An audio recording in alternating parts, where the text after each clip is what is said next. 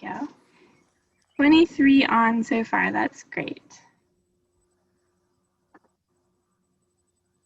All right. I'm going to give a quick introduction for our speakers tonight. Firstly, my name is Jackie with Hub City Bookshop. I am zooming in from the bookshop tonight, and we have been joined by Dr. Kirk Neely, Mary Thomas, and Rabbi Liebowitz. And I'm just going to provide a quick bio for the three of them, and then they're going to talk a little bit and maybe do a reading from Kirk's book.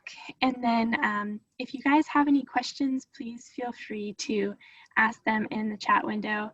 Kirk has said he would really love to hear from you guys. So if you have questions or comments, feel free to chime in, and I will voice them for the speakers. And also feel free to ask questions of any of the three speakers this evening. And I'm sure they'll all three be happy to answer any for you. So I'll introduce Kirk H Neely first. He has been in pastoral ministry since 1966. He is a graduate of Furman University and earned the Master of Divinity and the Doctor of Ministry degrees from Southern Baptist Theological Seminary. He was named a Merrill Fellow at the Divinity School of Harvard University, where he did a postdoctoral study. Kirk and his wife Claire have been married since 1966. They are parents of 5 children and grandparents of 13 grandchildren. Since his retirement as senior pastor of Morningside Baptist Church, he has continued ministry through teaching in the religion department at the University of South Carolina Upstate, serving as pastoral counselor at First Presbyterian Church in Spartanburg, South Carolina, and supply preaching on a regular basis. In addition to teaching, counseling, and preaching, Kirk is a freelance writer and a storyteller. And the book, of course, is December Light, 1916. Rabbi Yossi Liebowitz was born in Brooklyn, New York, holds a master's in Hebrew letters, as well as 2 honorary doctorates. He has recently completed his 16th year in the rabbinate. Rabbi has served in pulpits in New York State and on the West Coast. He has completed his 10th year with Congregation B'nai Israel. Rabbi Liebowitz is married and has 4 children, ages 34, 27, and 25, and 15. Rabbi supports a wide number of interests from dinosaur digging, science fiction, to music. His interfaith musical duo with Pastor Paul Harmon, the Cap and the Collar, have performed well over 40 concerts in venues from churches and temples to concert halls. Rabbi Liebowitz taught at the university level for many years and continues to do so at the local women's college, Converse, and at University of South Carolina Upstate. Mary L. Thomas has over 25 years of experience in the nonprofit sector. She currently serves as the Chief Operating Officer of the Spartanburg County Foundation, where she is responsible for the day-to-day operations of the organization and leads its mission, vision, and strategies while translating the foundation's goals into the overall program of work. Prior to joining the foundation in 1998, Ms. Thomas was the executive director of the Bethlehem Center, a ministry that serves families in the Highland community of Spartanburg, South Carolina, for 11 years. Ms. Thomas is a graduate of Winthrop University and holds a Bachelor of Art degree in French and Communications. She was an exchange student to France through Lenore Ryan College in 1983 and is a former French teacher in Spartanburg District 7 schools. Ms. Thomas is a very active leader in the community and has held extensive leadership roles with a host of organizations throughout the area and beyond. She currently serves on the appellate board of the Spartanburg Regional Healthcare System, Converse College Board of Visitors, the Northside Development Group Board of Directors, and the BMW Community Advisory Panel. Thank you 3 for joining us, and I will be available for questions throughout, but I'm looking forward to the conversation with you 3. Thanks, Jackie. Appreciate it. I appreciate Yossi and Mary being here. 2 of my best friends, at least until today. That may change soon, I don't know. But I'm very glad to have them here with me. Okay. Well, I'm glad to be here too. I'm going to follow Yossi's lead, but anytime someone mentions Kirk Neely's name and even hint that I could be a part of something he's doing, I'm going to raise my hand, no matter how complicated my schedule might be. He's a real champion in our community and an inspiration to folks from all different walks of life. So I'm glad to be a part of this conversation. Thank you for having me. Thank you, Mary. I'm also quite pleased to be a witness to a wonderful work. I feel a little bit like an obstetrician as I've seen the birth of this book from its almost inception. Some years ago, I was privileged to review it and offer some ideas about the Jewish content. And I really feel, privileged to be with Kirk in all of his activities. Some people talk the talk, but certainly Kirk Neely has walked the walk. When I first came to Spartanburg, the first phone call I got from the interfaith community was from Dr. Neely, who wanted to take me out to Chinese food. Mindful as he was on that visit that I was not going to eat all the possibilities of shrimp and pork, which leads me to make a comment or two that maybe, Kirk, you can reflect on. The characters in your book, December Light 1916, two of the principal ones as I understood it, are Eli and Samuel, both who bear names of biblical prophets, and who both had a kind of sorrow in their lives. One of the reflections that came to mind, and I'm going to ask you in a moment maybe to talk about it, is that there is a connection between Jews and African Americans. So it's actually somewhat poetic that Mary Thomas, as an African American, and myself were on this Zoom call with you. It's also somewhat coincidental that right now there are two senatorial candidates in a runoff. One is a Jew and one is an African American in Georgia.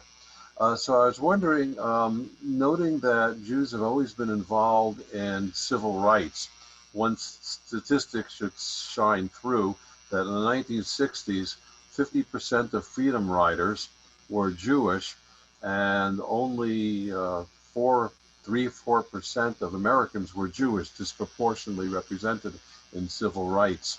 So as you wrote your book, Kirk, were you mindful of the connection between African Americans and Jews? And did that inspire you to put together this work, which was a wonderful effort for both faiths to unite in a lovely story that had Christmas and Hanukkah elements tied together? You know, Eli and Samuel are connected not so much by their Jewishness or by their ethnicity, but they are connected by their throne situation. Both of them have come to this country and are trying to belong. Samuel as a former slave and Eli as an immigrant from the Ukraine. So the thing that connected them in my mind was this commonality of trying to find a way to fit in to a society that was already present. So they are the two protagonists in the story. The two antagonists are Roy Holden and Richard Meade. Both of them are bigots. They're both highly prejudiced, not uncommon in the South anytime, but in 1916, in a place like Georgetown, that was especially true. It was true in Spartanburg. It was true in Spartanburg when I was growing up here. And it has this systemic racism is not just racism toward black people, but it's racism, it's a discrimination toward anybody who's different. I mean, we've just elected our second Roman Catholic to the White House. And I can remember when John Kennedy was elected, there were people that just would not vote for him because he was Roman Catholic. Lots of prejudice in that regard back then. So years ago, I was sitting in the office at Morningside, and we had just paved the parking lot, and they were getting ready to paint the lines on the parking lot. And the guy who was painting the lines came in and said to me, "Preacher, how many of these places out here should we mark as handicapped places?"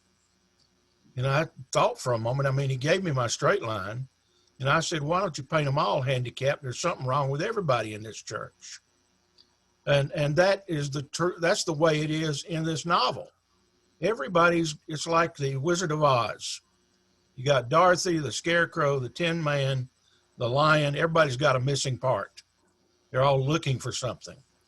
And in my story, everybody's got something missing. They've got something that has been a painful separation in their lives in one way or another. So for some, it's a profound grief. For the mayor, he's lost his hand because he was in a hunting accident. Everybody's got something, the protagonist, the antagonist, everybody's got something that causes pain in their lives. And that's the commonality of all people. We are, if we're anything, we're a fellowship of suffering. Certainly the COVID virus has emphasized that to all of us. That's a long answer to a short question. I'm sorry.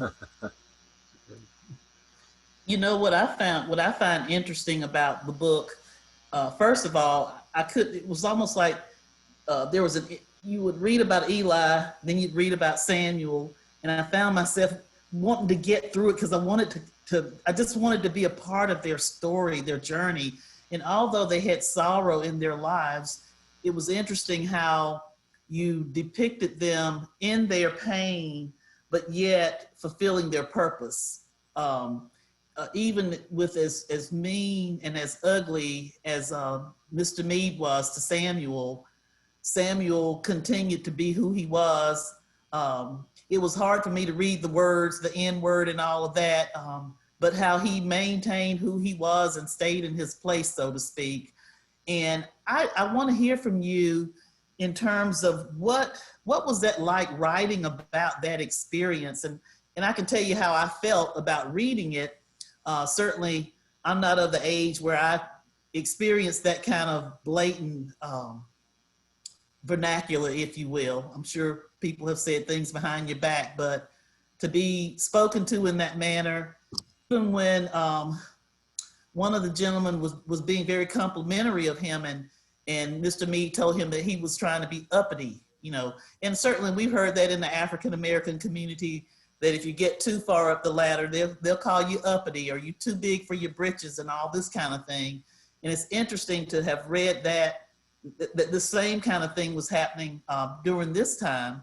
But can you talk a little bit about your thinking behind that part of the book when when he was in the store and they had these exchanges, and Mr. Samuel just maintained who he was despite the environment he was in?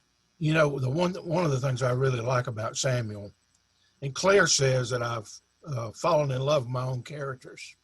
And I guess I have. We were in a restaurant down in Georgetown one time, eating breakfast, and we were talking about this novel.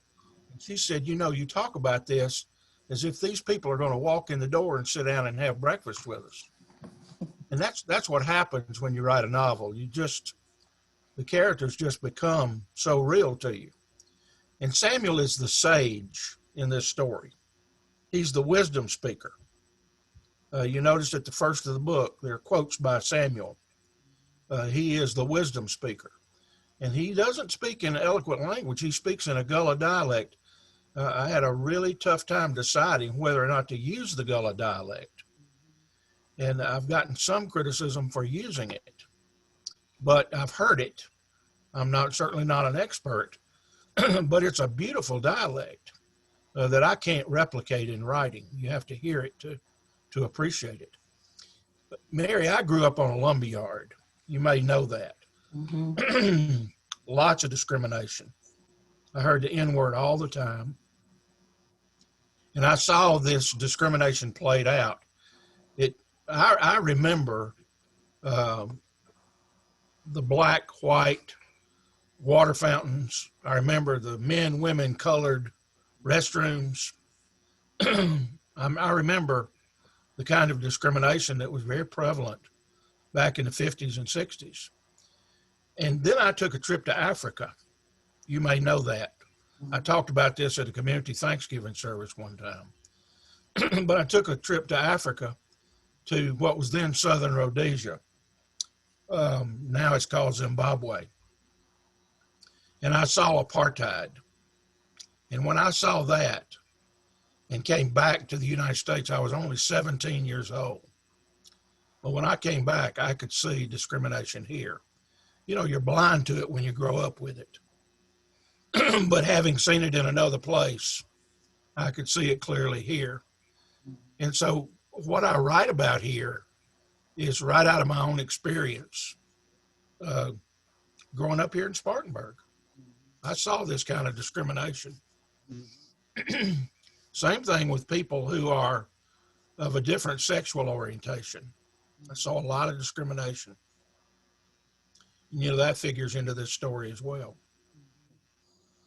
You know, Kirk, threaded throughout the book is a real respectful narrative of religious traditions.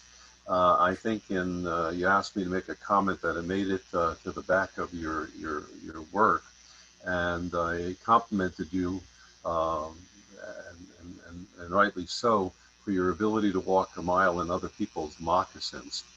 And you just exemplified understanding and tolerance, especially when you talked about the dietary rules of kashrut, which is often just a source of derision for Jews in America, but you treated it in the most respectful and spiritual manner.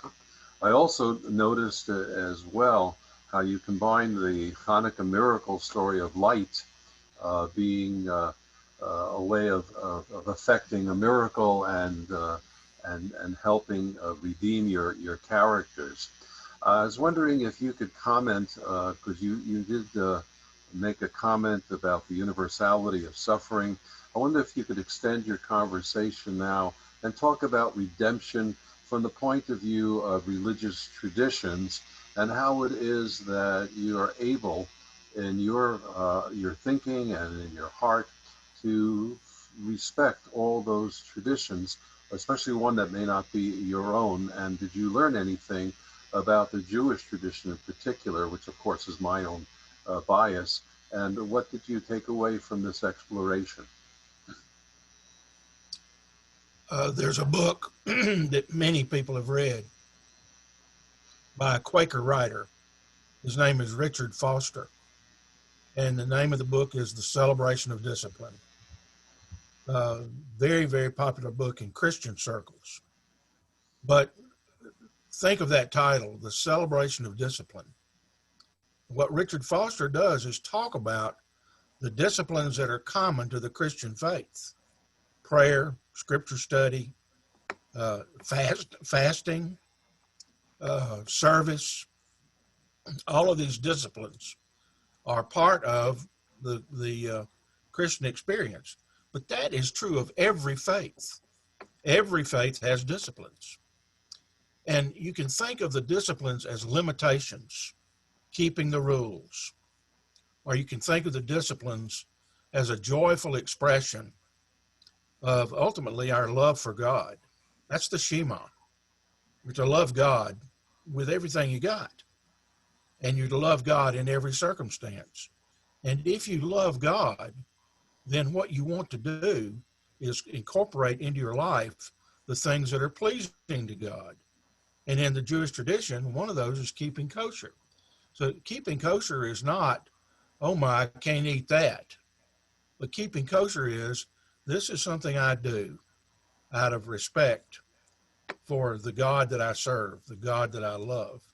This is something that I do as a member of my faith group. I was talking with a woman just 2 weeks ago who is a member of the Roman Catholic faith, and she goes to Mass every day. And I said, why do you do that?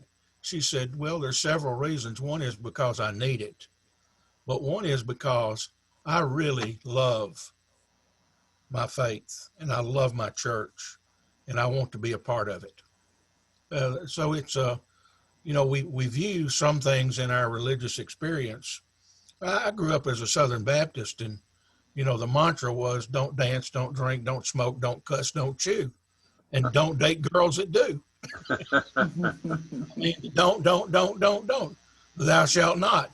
But, what we do in our faith expression is we find joy in living out our faith. And that's the way I view the kosher dietary laws. Let me kosher dietary practice. Let me probe just a little bit further. I'm going to recall something that happened to you, if I remember it correctly. I think that someone took objection to your story.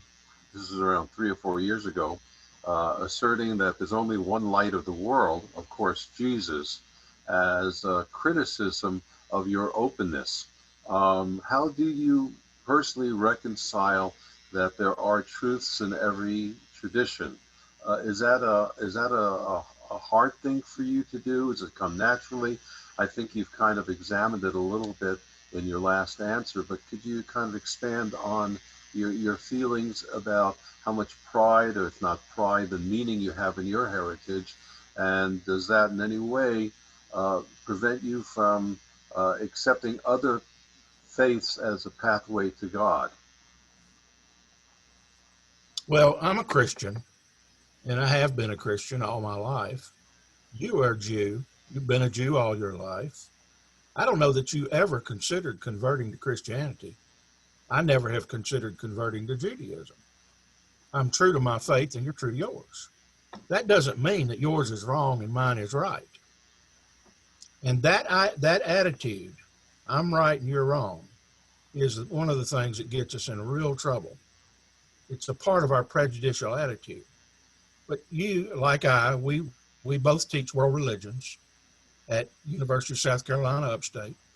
And you know, and I know that there are truths in every religion, every religious expression. I was thinking about this today in terms of Buddhism. One of the things that Siddhartha decided was that the strict asceticism of his Hindu tradition was not the way for him. He chose what he called the middle path, which was not the lap of luxury, neither was it strict asceticism, but it was a balance. And that's a big Buddhist concept, the concept of balance. That could serve any religion well. People go off the deep end in every religion. I mean, one of the causes of the strife in the world is fundamentalism, and that doesn't mean just Christian fundamentalism. It's fundamentalism of every sort. So what we're trying to do is grow in our own faith, and I want people to be true to their own faith. But at the same time, we have to recognize that there's truth in every faith, and there are values in every faith. I think there's light in every faith. That's another big Quaker idea, that there's light in every faith. It's interesting how you just inserted values in there. I was just thinking about an appreciation for culture and for people who come from different walks of life and different life experiences. And certainly, as I was reading this book, it opened my eyes up to a lot of things from the Jewish perspective. Some of the hymns that were quoted, some of the scripture that was quoted, even the reference to Ukraine. It really helped me have a deeper appreciation for the commonalities of what we share. And when you talk about values, it seemed to me in the book that with Eli and Samuel that they shared some of the same values. But they treated people with respect. Respect. Even their antagonist. Yes. Samuel takes that axe handle away from me. I mean, he was strong. He was strong enough to use that axe handle. Yes. But all he does is throw it back in the barrel and says, break it, you can't pedal it. Mm-hmm. And here's the thing, I want to read this little passage here, Kirk, and to the audience, because I've been meditating on this all day, and I've even shared it with a couple of colleagues, just trying to reconcile what this means for Mary. And I'd love for the audience to think about what this might mean to you.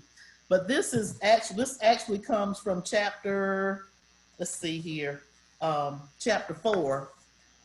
And I'm not a dog person. I'm not an animal person. And I'm going to tell you why. Listen, I love animals, but I'm not an animal person because I grew up in rural Pacolet.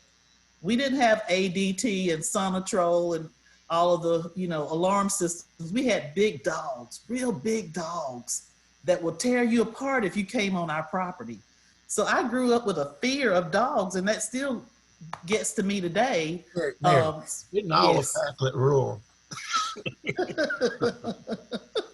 But this dog in this book, Melchizedek, I remember reading about this particular person in the Bible, and here this Eli and this dog. I love this dog, and I'm thinking I could have a dog like that.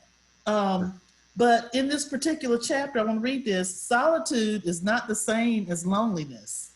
For Eli, his solitary life on North Island had been a balm for his soul. He still grieved for his wife and their daughter, but they were gone. He had Melchizedek, that was his dog, and his work in North Island. His life on North Island was satisfying. His work as a lighthouse keeper gave him a sense of purpose. Each day presented the opportunity for prayer and contemplation. So in that passage there, I see solitude and I see loneliness, but can you talk about that? What does that mean for you, Kurt? And what, I mean, solitude is not the same as loneliness. And I see this dog being there to really take the space that he needs not to feel lonely, but solitude really connected with his purpose, having that inward peace that he was fulfilling his purpose, being the keeper of that lighthouse. Dr. Hugh Hayes was a member of my congregation, a veterinarian, and he loved this story. And I was talking to him one time. He was actually vaccinating my cat, giving my cat a rabies shot. We were talking, and I said, Hugh, if a dog grows up on a place like North Island and they are living among red wolves, what is the probability that they will have rabies? And what is the probability that they might even have an immunity to rabies? He said, Kirk, don't you kill that dog. I mean, he didn't even answer my question. He said, that dog's too good. Don't you kill that dog. Mm-hmm. Well, the dog is named for Melchizedek, who was the king of Salem, the prince of Salem, the priest of Salem. And he came out and met Abraham and gave him bread and wine. A lot of people try to see communion in that. I don't think there's communion. I think it's a tribute, a gift. But the book of Hebrews in the New Testament says that Melchizedek had no beginning nor end of days. He just came out of nowhere and went back to nowhere. And that's Melchizedek the dog. He just shows up, which is why I gave him that name. Mm-hmm. It is a biblical name.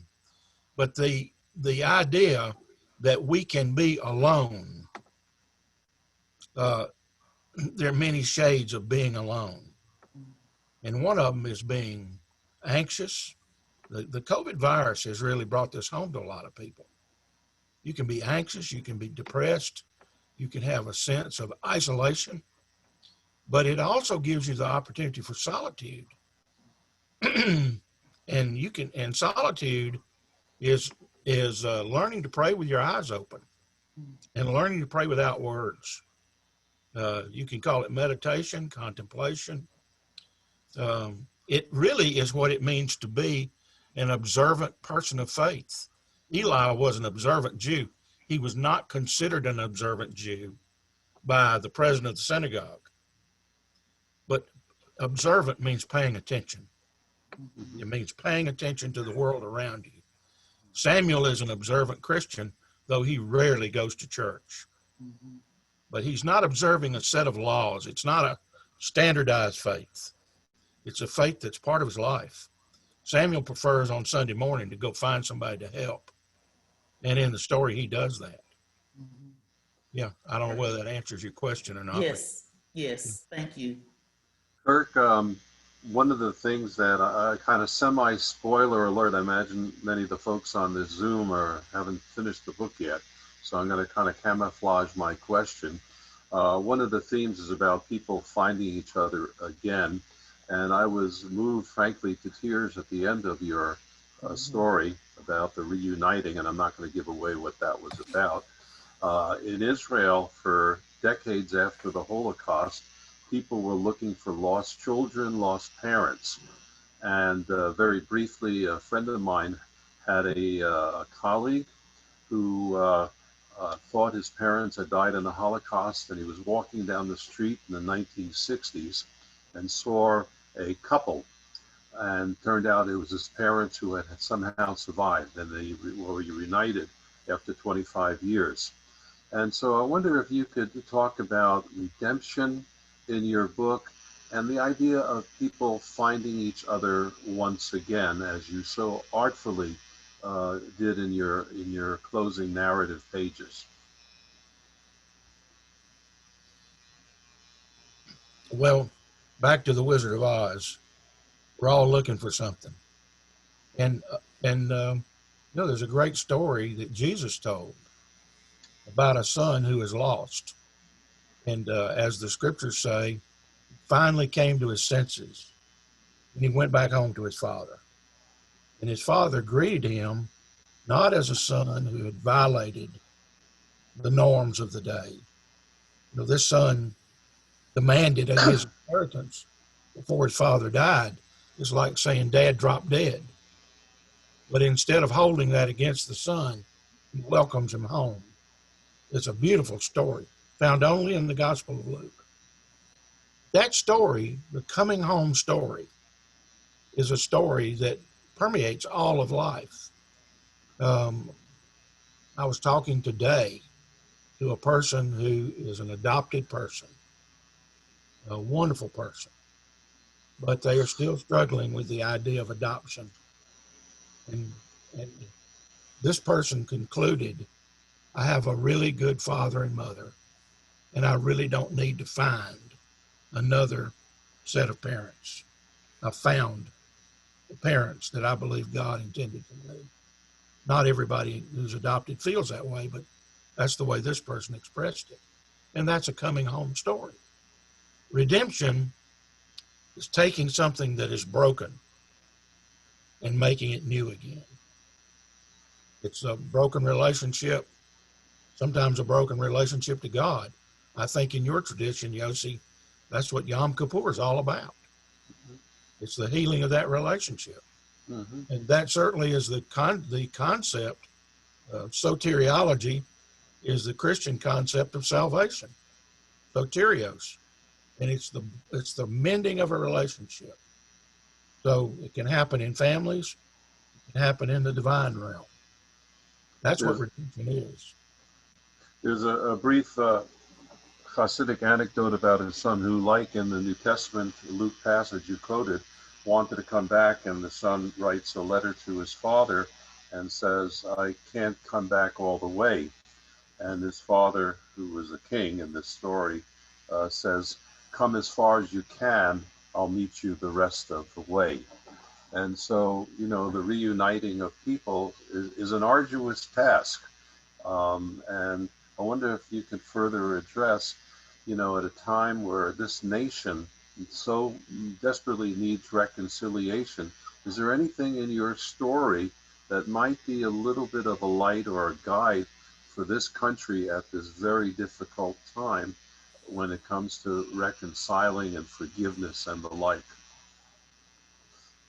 Ruby Bridges, who was the little girl that was, Mary, you probably know her story better than I do, but she was ushered into school by federal agents when she was just a little girl. Norman Rockwell did a great painting of this scene. Ruby Bridges has just written a new book. I think it's a children's book. Jackie, I'll look and see if you have it in the bookstore. But it's about it. Excuse me, talking too much and losing my voice. It's about this idea that we have to take steps to overcome prejudice. And in one of the things I heard in a recent interview with Ruby Bridges, she said, children are not born prejudiced. There's a line in South Pacific that says children have to be taught to hate and to fear. They have to be carefully taught. And that is the nature of prejudice. Gordon Allport wrote the book, The Nature of Prejudice. I reference that in the references in the book. But the idea that our prejudices come from our fears. We're afraid of other people because we don't know them. We don't understand them. And you see a lot of that right now in the United States of America. And the only way to overcome that is to get to know people. You can't be afraid of them. I'm gonna stop talking a minute and clear my throat. And we're working on the Spartanburg Racial Equity Collaborative, and what you say is so true in terms of fear and prejudice and the fact that we don't know each other, and we struggle to find people when we're trying to build our boards and our work to be more reflective of the community. There's often a struggle in the room to identify people who may be different from us. And so we're on this journey together, and it struck me in your book, as we even think about today's time with all of the protests that we've seen, the divisiveness in our country. In your book, there was also a protest in chapter 9, I believe it is, and talks about Tillman taking the floor. This is Governor Tillman at the time. And I believe it was President Theodore Roosevelt who invited Booker T. Washington to dine with him, and this created a stir. And so I just want, maybe if you could spend a few minutes just talking, maybe expounding on racial, and is there a time when protest is necessary? Is all protest bad? No, peaceful protest. Mm-hmm. Peaceful protest. That was Gandhi. That was Martin Luther King. I think Martin Luther King learned a lot from Gandhi. Mm-hmm. But protest without violence, that's the way.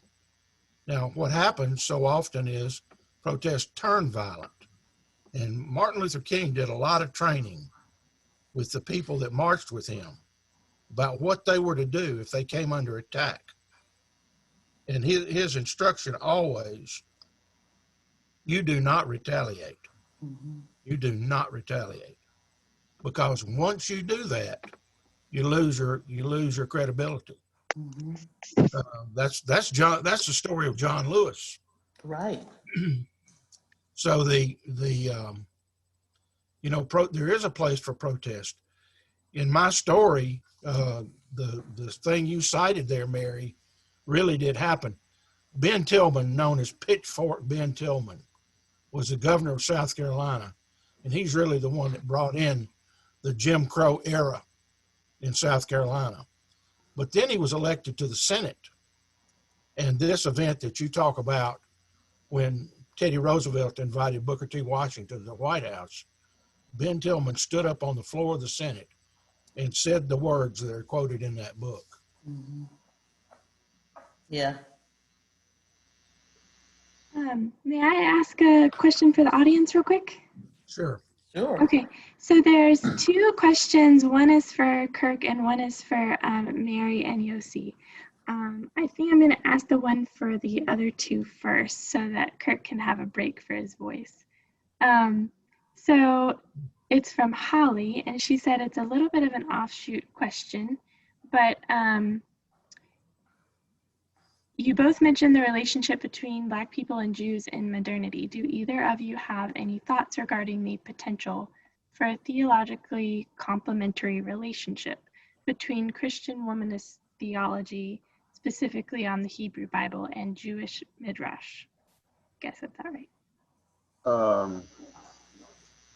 Well, it's a light question to reflect on a Tuesday evening. Some years ago, there was, and I have it, I think it's called Green Pastures. It's an all African-American film. You can get it through TCM. I have a copy of it. And it's all peopled by African-Americans playing Moses and the children of Israel. I think there's a great affinity for African-Americans for the Exodus story. That just simply speaks to the desire to secure freedom and to secure dignity. I think that that narrative that's in the Hebrew Bible, the Old Testament, speaks to African Americans as much as anything.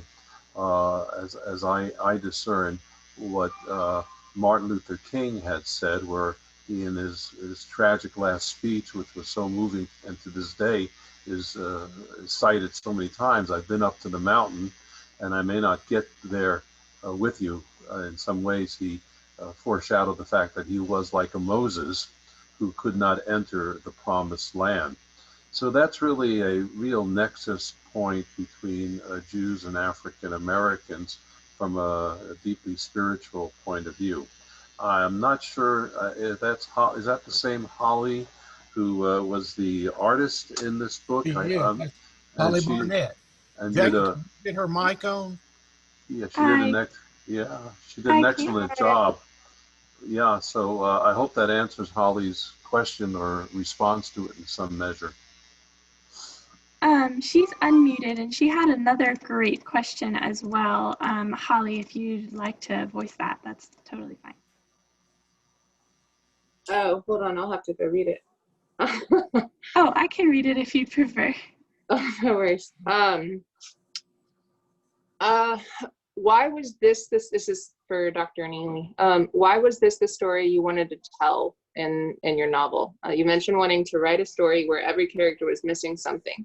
Did you likewise begin writing with the intention of having the vast majority of your primary cast be members of groups who are still some of the most heavily marginalized today?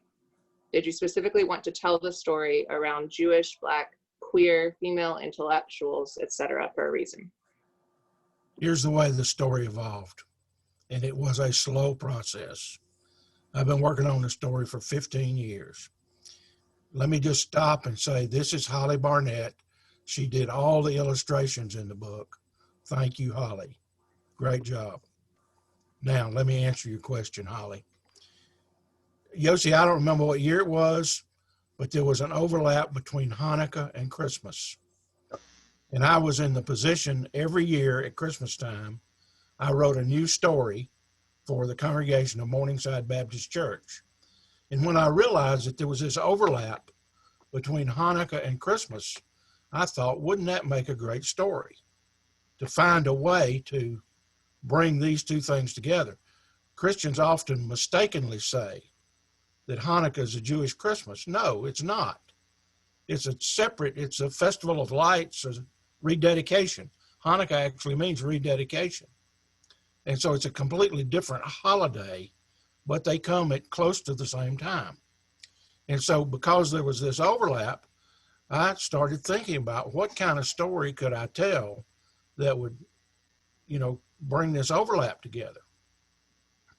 And as many of you know, I have a collection of lighthouse paintings. And I was in my office and I was looking at these lighthouses and I thought, well, there's the story. It's got to be a lighthouse. And so I started creating the story with a Jewish lighthouse keeper. I chose 1916 because that was a year when there were a lot of storms in the Atlantic. Hanukkah and Christmas overlapped that year too. And there was the Georgetown Light, which at that time was still fueled with what was called lighthouse fuel. It came in 5-gallon cans with a Texaco star on it. And lighthouses up and down the East Coast use that same petroleum fuel. It's basically a kind of kerosene. So those elements all brought it together. That's why the 1916. The reason I picked Georgetown was because almost nobody in South Carolina has seen the Georgetown Lighthouse. You can't see it from a road. The only way you can see it is to get in a boat and go 13 miles out Winyah Bay. And it's out there on the tip end of North Island. You can see it if you fly over it. But it's not a big light, not big as lighthouses go, certainly not as tall as Hatteras or Bodie Island or even other lighthouses in South Carolina. But it's an important lighthouse there at the mouth of Winyah Bay. And so I chose that lighthouse because so few people knew about it. It was also the last lighthouse in South Carolina to be automated. Up until 1985, they had an actual lighthouse keeper living on the grounds, igniting the light every night, putting it out every morning. It was the last lighthouse to be automated. I found an article about that in the Georgetown Ledger, the newspaper down there. So all of these elements made me focus on that. Georgetown was an unusual city because it had a pretty significant Jewish population. 7 of the mayors of that city, at the time that I wrote the story, 7 of their mayors had been Jewish. So you get an idea that the Jewish community was very much an integral part of the Georgetown community. The first synagogue in Georgetown was in a 2nd floor above the jewelry shop. I'm sure the jewelry shop must have been owned by a Jewish person. I don't know. But when I was writing the story, that same building was a florist. And I went in and I said, did this used to be a jewelry store? And the woman pulled back the carpet and there was a big logo in the middle of the concrete floor, a diamond with a jewelry logo there. She said, yes, this was a jewelry store. I said, and the synagogue was upstairs. She said, that old synagogue is still up there. I said, I'd like to see it. She said, not today, it's a mess. She said, come back sometime when I've been able to do the cleaning and I'll let you go up there. So this is just a fascinating place and a fascinating time. So that's why the story is set when it is. And Holly, the characters developed over time. And as they developed, I thought I needed a counter to Eli, another person. Samuel and Eli are best friends. They only see each other once a month. But it's kind of like my friendship with Yossi. We don't see each other all that much, but we kind of have an agreement that every now and then we'll have warm thoughts about each other. I don't think you can handle me more than once a month anyway, Kirk. And I think you're being quite generous in saying, and I recognize how much I appreciate that Hanukkah is not the Jewish Christmas, but I would say that there is a commonality because both are holidays that are in the winter time where we're trying to secure warmth and light. So that much is held in common. But I am extremely grateful that you could point out that the history is different and the emphasis is slightly different as well. I think, again, that's a tribute to your ability to respect other traditions and, as I said earlier, to walk a mile in other people's moccasins. So I thank you for that as well. Holly, I hope that answers your question. When you're writing a novel, you don't know all the pieces when you start. It develops over time. How long did you spend writing this one, Dr. Neely? 15 years. 15 years. Kirk, could you talk a little bit of, this is Angelina, could you talk a little bit about the role that solitude plays in this book and in the life and how it affects your characters? Well, I think it deepens Eli's spiritual faith. I think his faith is enhanced by the solitude. I must say that I believe that there are personality differences in the way people handle solitude. Some people are, we call them extroverts. They thrive on groups and they thrive in social situations. Being in isolation is very difficult for them. But other people are introverts and, if they can put on sweatpants and a sweatshirt and be by themselves, they can be happy as a bug in a rug for days at a time. Not everybody's the same. That's my point. Not everybody deals with this the same. But Eli is a man who is deeply grieving. He's lost his marriage partner. His daughter he hadn't seen his daughter since she was an infant.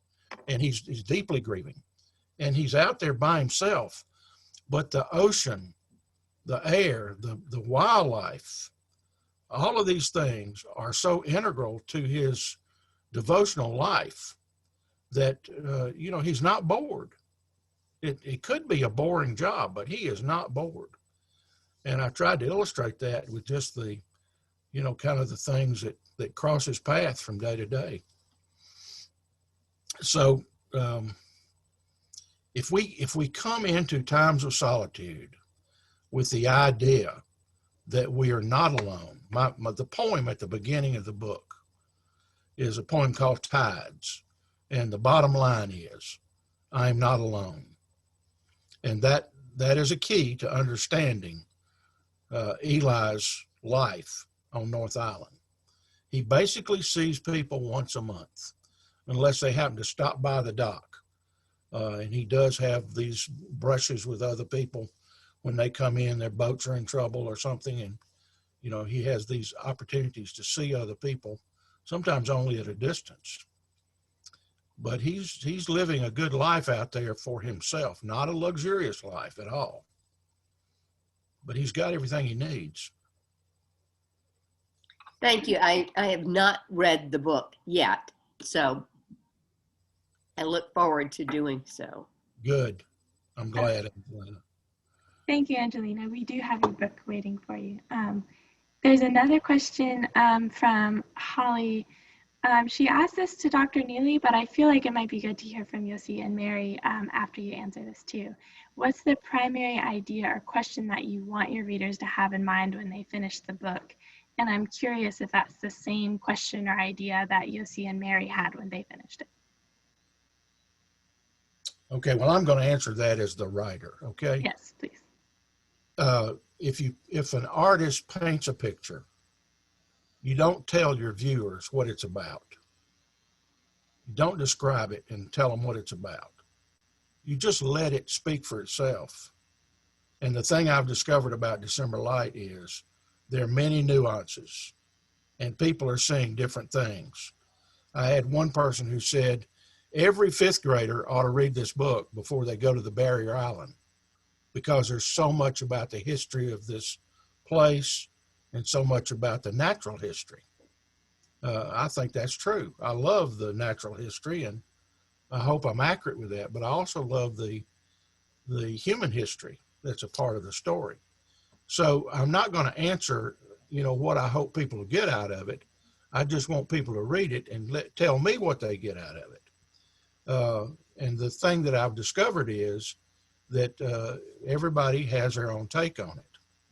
The thing I want when I write is I want people to finish reading, and then I want there to be this lingering effect, so that maybe 3 days later they think of something in the book and they think, I want to go back and read that again and see if I remember that correctly.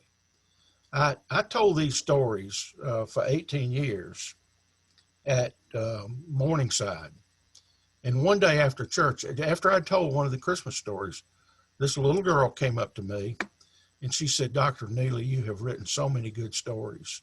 And she started telling me the stories that I had written. Now, this is a child who remembered 4 or 5 of these stories and could tell me what they were about. And she said, but you've never written a story about a child. And I want you to write one about a child. And the next year, I wrote a Christmas story about a child. It's called A Bell for Victoria. I saw Susan Zarenda on here. Susan, are you still on here? Let me check and see. Yeah, she's on here. Do you want me to unmute her? Yeah. Susan? I'll see if she's available. And then... Yes. Hey, I'm certainly enjoying this discussion. I'm looking forward to the book. Let me tell you something. Susan Zarenda has written a wonderful book, Bells for Eli. Is it Bells or Bell? Bells. Bells for Eli. And it's set in a small South Carolina town. Susan, I'm not sure which town it is, but it sounds for all the world like Winsboro, South Carolina. It does have a little bit of Winsboro. It's a fictitious town. It's an amalgam of a lot of places. Sounds a lot like Winsboro to me. But Susan has written a wonderful book, and that ought to be on your reading list. We're going to have You're mighty kind, Kirk. Thank you. We're going to have her in our book club, First Pres Book Club, the first book for next year, next September. Thank you, Susan. I'm glad you're here. Well, I'm happy to be here, and this is whetting my appetite. I'll be in the bookstore soon, Jackie, to get my copy. And Jackie, I'd like to answer that question. I see my good friend Margie, and of course I see others on the call, but for me, walking away from this book, and I'm going to go back and read it again too, and you think about it, for me, I'm coming at it from an African-American perspective. I was trying to figure out why they asked me to be on this call, but I think maybe because of my perspective and my life experience or lived experience. And certainly I'm grateful to have been raised with two strong parents who, made sure that we had what we needed, my three sisters and I. And I guess I would say I'm a miracle to a lot of folks in terms of what I've been able to accomplish in my life. And I'm grateful. But, there are many who don't have the same path.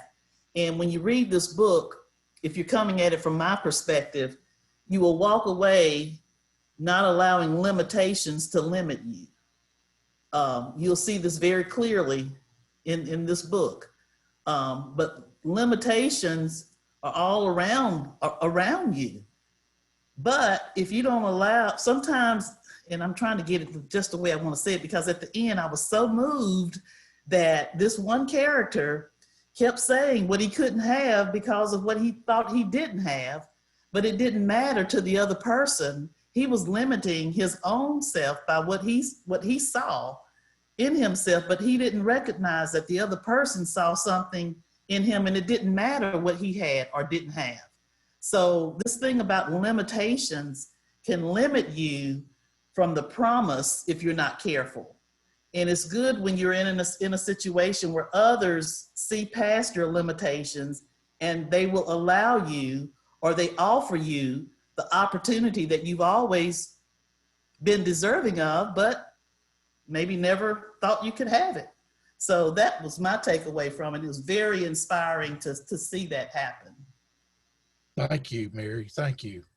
One of the things that also should be noted in your narrative is the careful attention that you paid to nature and the like. And I remember as you were still working on the book, I've read it now 2 or 3 times, well, actually 3 times, you asked me about a fish, whether or not it was kosher. And I had no idea about the different kinds of fish that were in the story that exist. And I had to go to the internet, spent an afternoon trying to tell you if that fish was kosher or not. But that's how much attention you paid to detail. So I don't remember which fish it was. Maybe you do, but I think Eli catches a bluefish. Yeah, it was. That's what he's going to eat for supper, and that of course is very much in keeping with Jewish dietary law. Yeah. But I had first of all thought he would catch a flounder. Right.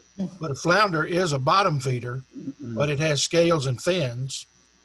So I think it's some Jewish people regard it as kosher, right, but others do not because it's a bottom feeder. So I just knocked the flounder out and put the bluefish. So there was a bluefish and there was a Jewfish. I got it. Okay. You can tell that I love the ocean. Yep. And I've spent a lot of time. I've got Eli throwing a cast net, which is not an easy thing to do. But he does it deftly. He can throw that cast net and catch his own bait. That's a skill that not everybody has. We don't have any more questions from the audience right now. Is there any other comments or closing things that you'd like to discuss? I have something I want to say. Of course, I could talk about the book for a long time, but I won't do that. But there is a mention in here of a prophet wave. And a prophet wave is something that not many people have heard of. I first heard a prophet wave on the Outer Banks of North Carolina, and it was in the middle of the night. I was sound asleep, and I heard this tremendous crash. And I woke up. I couldn't figure out what in the world was going on. But I woke up, and the next day I went to the marina, and I saw boats packing up to leave the harbor. Boats that had been there the whole time I'd been there, but they were leaving. And I said to one of the old timers there, I said, "Where's everybody going?" He said, "There was a prophet wave last night. We know there's going to be a storm in about 3 days, and we're taking our boats to safety." That's the first time I ever heard of it. I have rarely heard of it since then. But I put it in here, and it's like some other things that are in the book. I struggled toward the end. I had made the light, the Fresnel lens in the lighthouse, a fourth order Fresnel lens, because the president of the American Lighthouse Society told me it was a fourth order Fresnel lens, and I wrote the story with that in mind. But if you go to the Maritime Museum in Georgetown, they have a fifth order Fresnel lens on display that they say was the Fresnel lens in the Georgetown light. That may be true. I don't know. I may be wrong, and that may be right. But I kept the fourth order in the book because the fourth order turns, casting a beam 18 miles. The fifth order just sits stationary and blinks. And I like the idea of that light sweeping the horizon. So I left the fourth order in there. It is fiction, by the way.